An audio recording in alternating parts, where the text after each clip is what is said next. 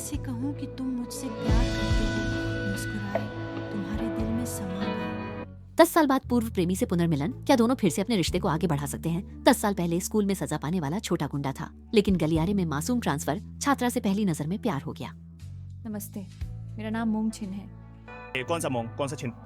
जाजिमिन मेंग, Shuey चिनचिन। अरे बहुत अच्छे।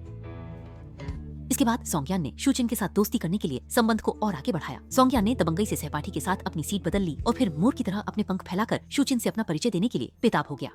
मेरा नाम सोंगयान है, आग के लपटों वाला यान। जल्दी सोंगयान के जोशीले प्रयासों के तहत शूचिन ने सीधे साधे और आकर्षक सोंगयान की ओर आकर्षित हो गई। दोनों ने जल्दी से अपने प्रेम संबंध की पुष्टि कर दी, लेकिन स्नातक होने के बाद शूचिन का स्वभाव बहुत बदल गया। इतने भी पतला नहीं होगा। हाय, गंदा हो या साफ, खाओ तो बीमारी नहीं होगी। ओह, सिर्फ माता पिता के विरोध के कारण सोंगयान से ब्रेकअप करना पड़ा। आगे से मुझे मत ढूंढना। मैं पहले तुम्हारे साथ इसलिए खेलता था क्योंकि मुझे नया अनुभव मिलता था। अब मैंने समझ लिया है कि हम मूल रूप से एक ही दुनिया के लोग नहीं हैं। सोंगयान इसे स्वीकार नहीं कर सका। रोते हुए शूचिन को रोकने की कोशिश की, ये जानना चाहता था कि क्यों। शूचिन ने फिर भी दृढ़ता से उसे छोड़ दिया, जिससे सोंगयान नाराज और दुखी हो गया। इस तरह दोनों ने 10 साल तक संपर्क नहीं किया। 10 साल बाद आज सोंगयान एक उत्कृष्ट फायर फाइटर है जो बचाव कार्य में लगा हुआ है, और अचानक उसकी मुलाकात शूचिन से हो जाती है। सोंगयान ने तुरंत पहचान लिया कि सामने खड़ी यह महिला वही शूचिन है जिसने उसे पहले चोट पहुंचाई थी। मैं डॉक्टर हूँ।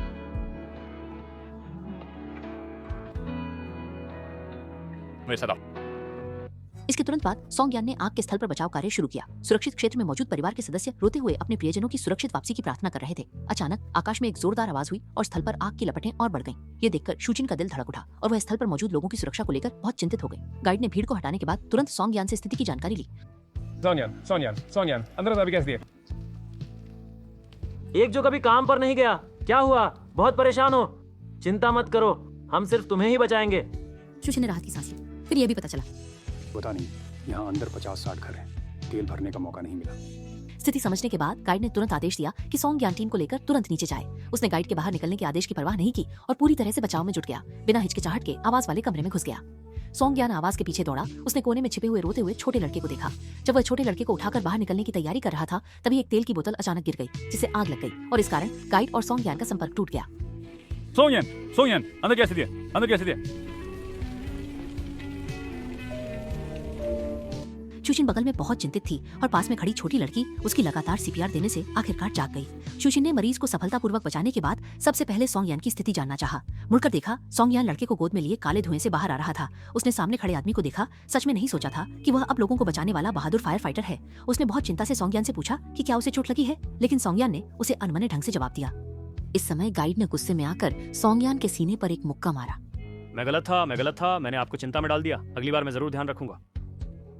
सोंगयान और सैनिकों ने जब कार्य पूरा नहीं किया और लौटने की तैयारी कर रहे थे, तभी एक आवाज आई। किसने मेरी गाड़ी पलट दी? एक आदमी ने अचानक उन्हें रोक लिया। मेरी नई खरीदी हुई कार को पलट दिया गया, तुम फिर भी लोगों को क्यों मार रहे हो? ये गैर जिम्मेदार आदमी बिल्कुल भी गाइड की लंबी बात नहीं सुनता। यहाँ तक कि गुस्से में आकर गाइड की कॉलर पकड़ लेता है और घमंड से अपनी कार के नुकसान की भरपाई की मांग करता है। सोंगयान ये देखकर आदमी को धक्का देकर कहता है, सिर्फ इसलिए कि आपकी गाड़ी ने फायर ब्रिगेड के रास्ते को रोक दिया। 10 मिनट की आग को 1 घंटे में बुझाया गया, 28 घर जल गए और फिर भी आप सही हैं। शूचिन ने ऐसे सोंगयान को देखा। उसके होठों पर हल्की सी मुस्कान आई। उसे ऐसा लगा जैसे उसने पहले का सोंगयान देखा हो। इस अप्रत्याशित मुलाकात में दोनों के पास अपनी अपनी नौकरियां और अनुभव थे। सोंगयान जाते समय एक बार भी शूचिन की ओर नहीं देखा। उसके मन में अभी भी उस समय के ब्रेकअप की बात थी।